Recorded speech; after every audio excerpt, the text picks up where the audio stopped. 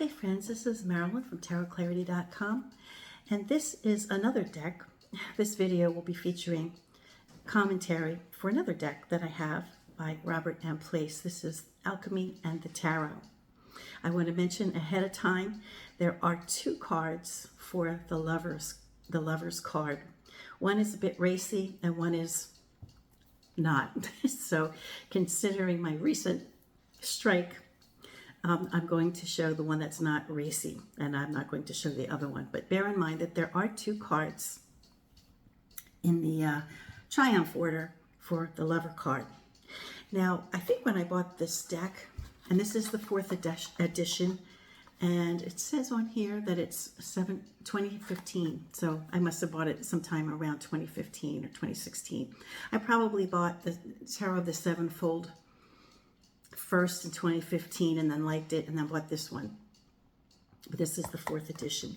Now when I bought it, it didn't have a little booklet, but I remember, I think there was a note or something that said if I could access an online little white booklet, but I didn't, because I learned that there was a book out I think that more or less dealt with this deck, or if I had this book I could understand what was going on in this deck, so I purchased it. So I just bought this, and I read it. And like I mentioned, Robert M. Place and Paul Hewson are both authors of tarot decks, authors of tarot in general, and their decks are knowledgeable. They're not people who just made tarot decks for the fun of it, right? They are two people who have written books on the subject, and they're very worthy reads. So let's jump right in to the Alchemical Tarot, 4th edition. I'd also like to mention that I had a third Robert M. Place deck, and I said that I never showcased any of them on video before. Well, that isn't correct. I did showcase this one. And so I'm not going to showcase it again since I already have it. What I'll do is I'll include the link for this video in the descriptive area below here.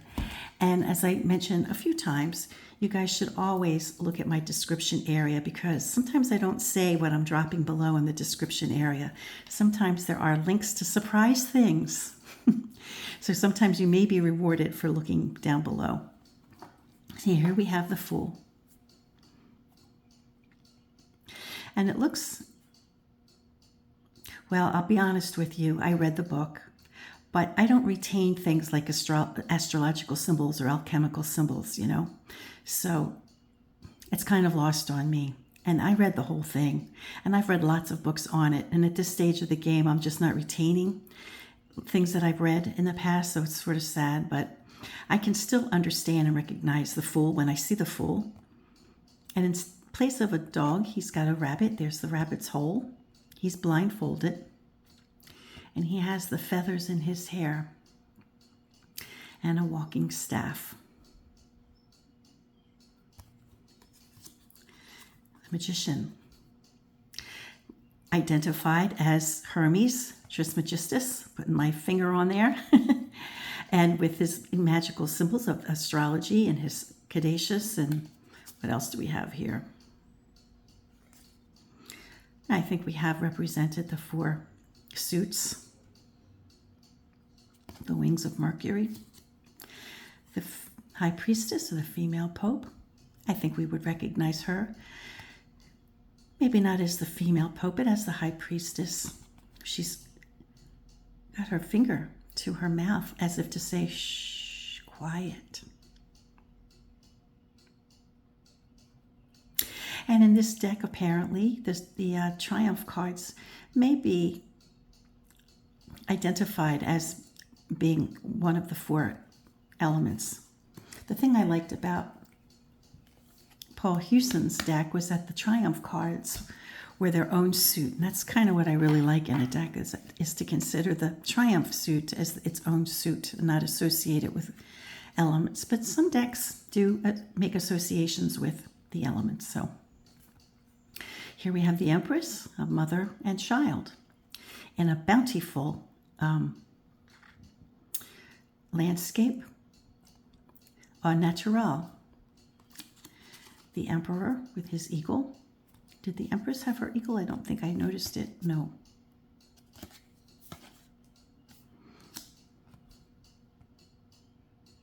Now here, he's represented as air.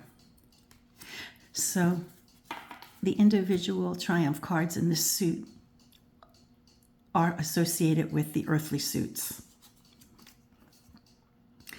Here we have the male pope, and he looks like a pope, also called the Hierophant. We have what could serve as the two pillars, night and day, dark and light. He's got his book, but not of, of a different sort. And he's wearing the triple-tiered crown. And yeah, the other lover card is underneath. This is the milder of the two lover cards.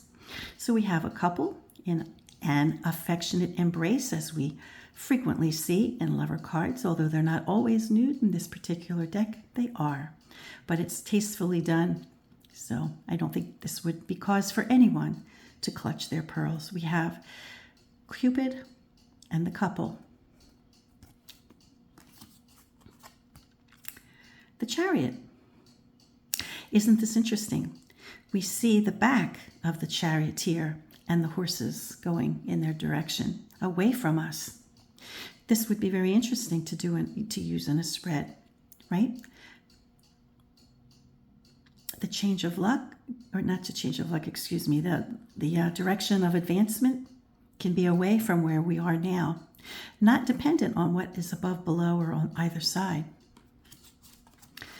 I love that justice is 8.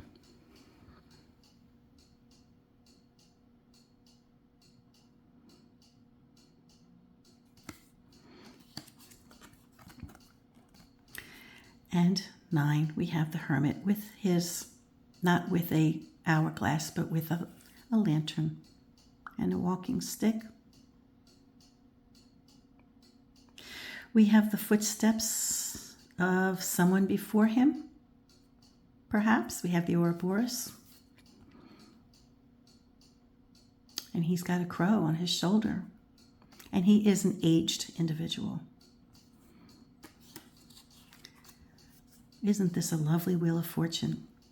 Now, the Wheel of Fortune and the World card are two cards in a deck, particularly of TDM, that I just don't like them. I just don't like them at all. But this is lovely. We have a dragon biting the tail of a lizard and a lizard biting the tail of a dragon. The dragon is king, though. The dragon has the crown and the wings. And we have all kinds of symbols. Fortitude.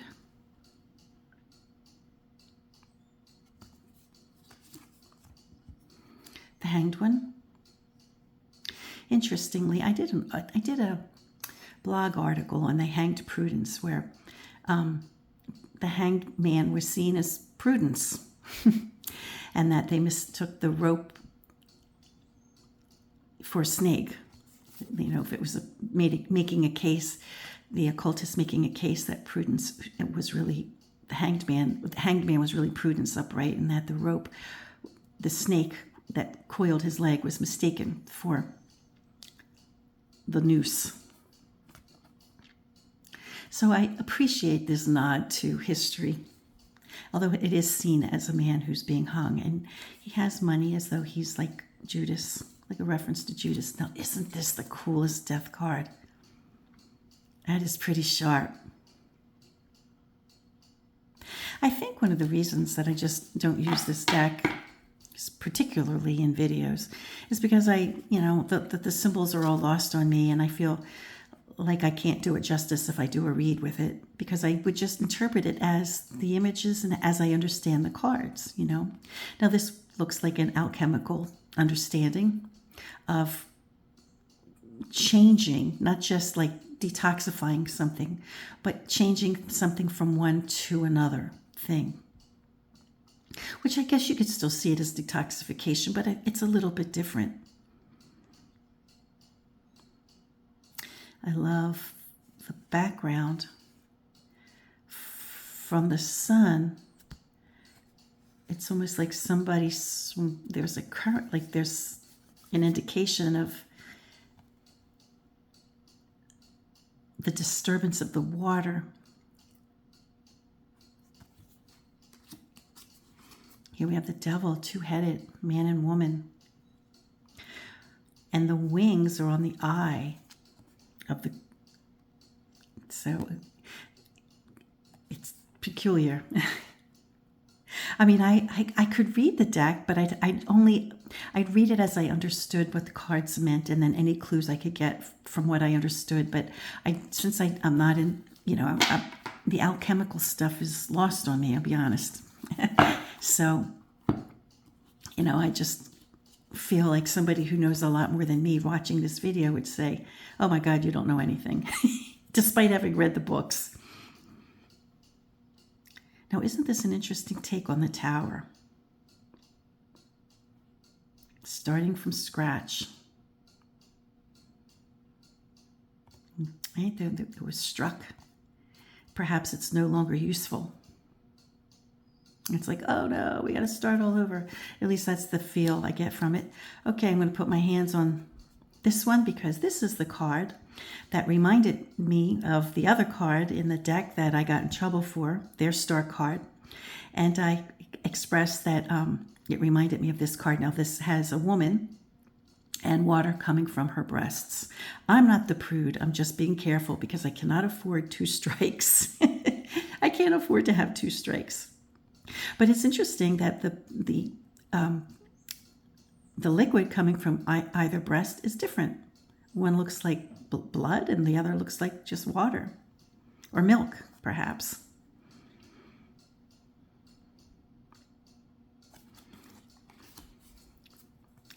Isn't this a lovely moon card? Diana with her hunting dogs, and there's the crab up here and the moon. And she's got a moon of her own. Very lovely. And the sun card. Judgment. Lovely. The omnipresent eye of God. And I presume that Gabriel is the hornblower. And individuals rising to be held accountable after death. And I can live with this world card. Isn't this lovely? We have a nude woman, as we frequently see in the world card.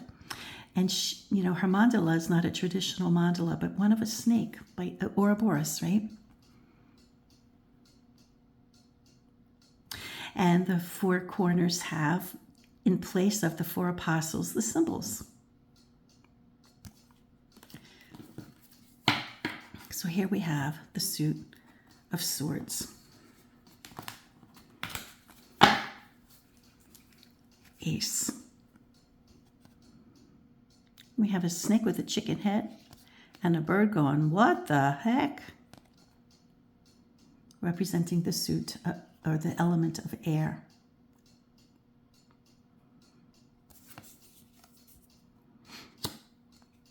Again, as we saw in the Tarot of the Sevenfold, we have 2 swords with an owl. Now, it's not the same imagery, but it's similar, which again, I think suggests making a wise choice. But this owl is animated, whereas the other one was more staid. Maybe I should do a side-by-side. Maybe I'll do a side-by-side between this one and the Sevenfold that I just showed the other day, because I think several of the cards are kind of similar. So it might be a good idea to show them side by side. And when I didn't show the backs, aren't these great? I apologize for not showing the backs.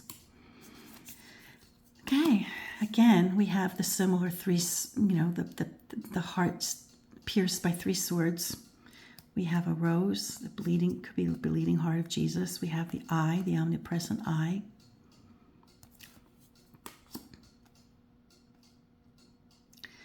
Again, a person who looks like they're prayerful, meditating, taking a moment from all the craziness. And then here we have someone who is, again, as we saw in the Sevenfold mystery, somebody who's making his swords. Very similar representation. Here we see isn't that beautiful? The cloud and the wind blowing the boat. And the arrows point the way, and we can see where they're coming from to where they're going. Nicely done. Well, we know foxes are sneaky, right? Fox are sneaky. So something went down here, and the fox won, but you know, sometimes the fox wins by being wily and cheating or doing something underhanded that's not nice. Here we have 8 swords. Now, is that a chimera? Let me look that up because I don't want to make myself look like an idiot, but let me look at that up.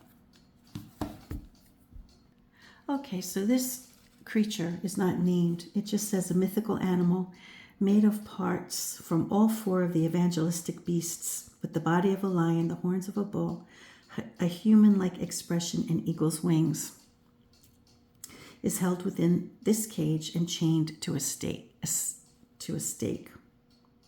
Because he is captured and held back, the beast has become red with anger and repressed heat. So that's the lowdown on this guy.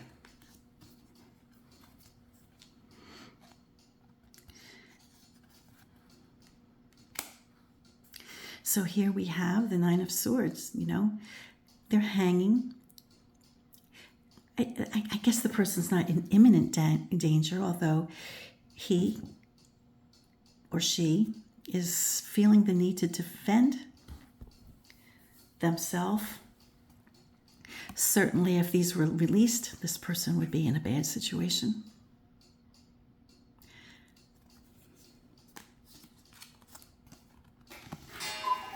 And we have, oh boy, this is truly put a fork on it, right? Put a fork in it. So we see an escalation of trouble, don't we? With the Suit of Swords in this suit. Now this one just looks like a hard worker, but the others, okay, up until the 5. Well, it's not real consistent. We have opportunity, make a good choice, be prepared to defend your heart, be reflective, work hard. You may have to change your location. You may have to you may have to change direction. And then the 7 and 8, we have a sense of danger, right? Danger, which culminates in catastrophe. But with a catastrophe, it could be not literal. It could just be figurative, depending on the context of the question. Just start over. Start fresh. You know, if you have, for example, like a lawsuit and somebody's like, oh, I got a lawsuit. Could you do a reading for me? See how it goes. This could simply represent that the lawsuit comes to an end and somebody's paying a hefty price. Hopefully it's not the individual requesting the read. Here we have the Page or the Knave, which in the 2 decks that I've shown now of Robert M. Places are women for the pages. Isn't that glorious?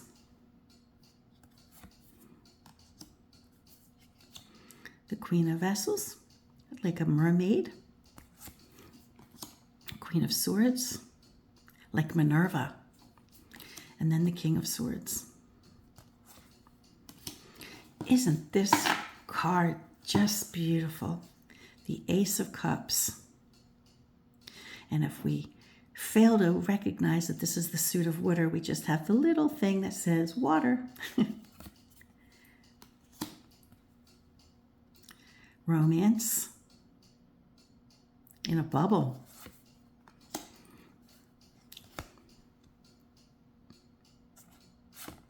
These look like muses.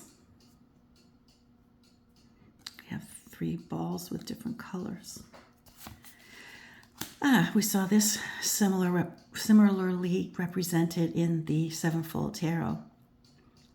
So but this elephant is really showing dexterity because the tops of the vases that he's balancing on are much less significant. And one wonders how the elephant how long it could stand on the vessels if they're made of glass with such thin necks. It seems like it would be temporary. And here we have collapse. The instability of 5, the reminder that 5 is unpredictable.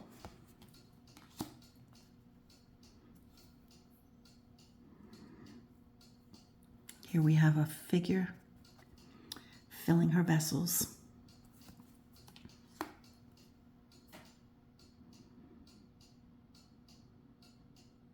Seven different types of vessels. A potter at his wheel. And now this antelope or type of goat is on a hill, which is much more stable than balancing on the top of 9 cups rather. Very confident creature. And this card suggests that alchemy has been achieved. Now, what did we see earlier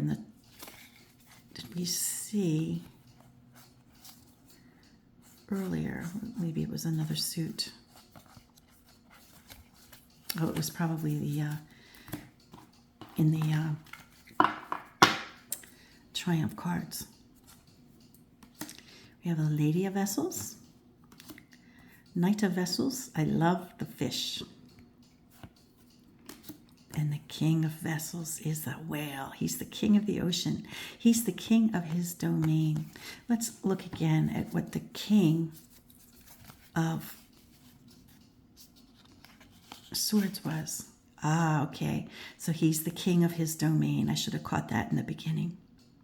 So the king cards, are represented by an animal that represents the domain. Clever.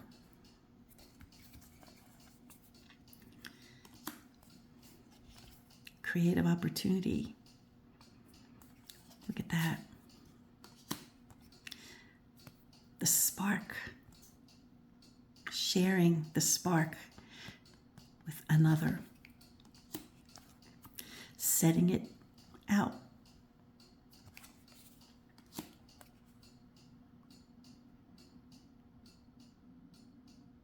Finding someone to share it with or create it with. And here we have some imbalance, right? His fingers are burning. Ouch. Interesting details on the fingers, almost like they're tree limbs. They themselves are batons or wands or staffs or whatever.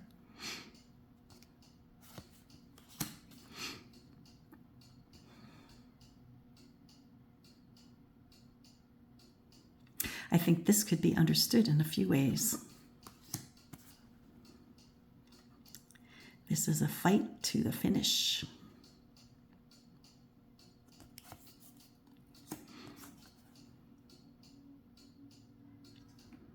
He's chopping down one of the staves.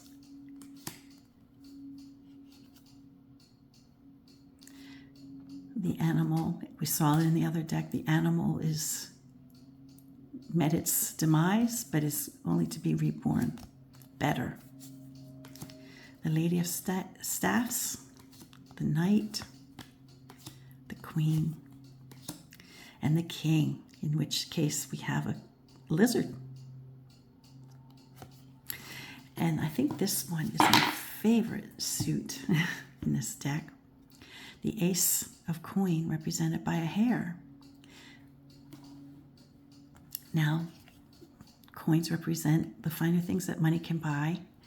And this might be a nod to hunting, which the wealthy tend to do, but everybody, even if you're not wealthy, if you need to eat, you might go hunting.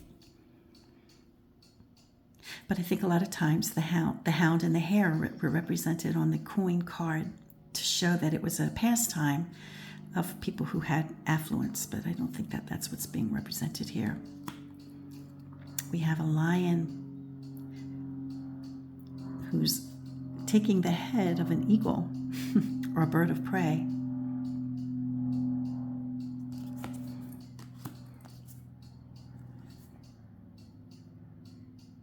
A student of art, cooperation, sharing, as children do. Oh, I have these in the wrong order. I apologize.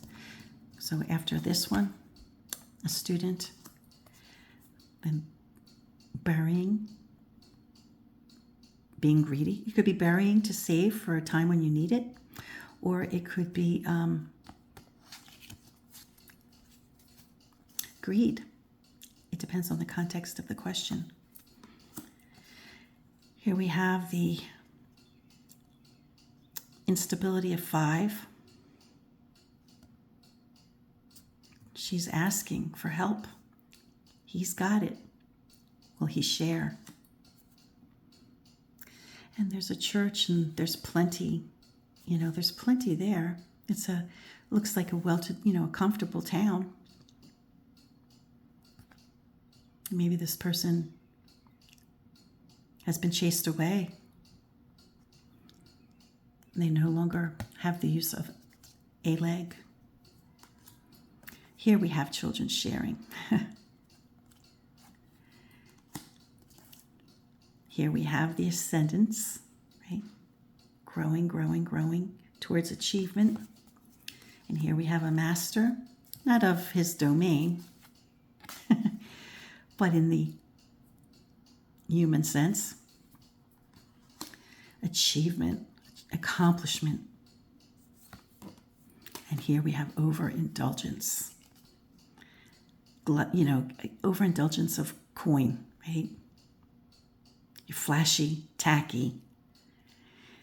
It's beyond being a philanthropist. It's just being gauche. Lady of Coins. Knight of Coins.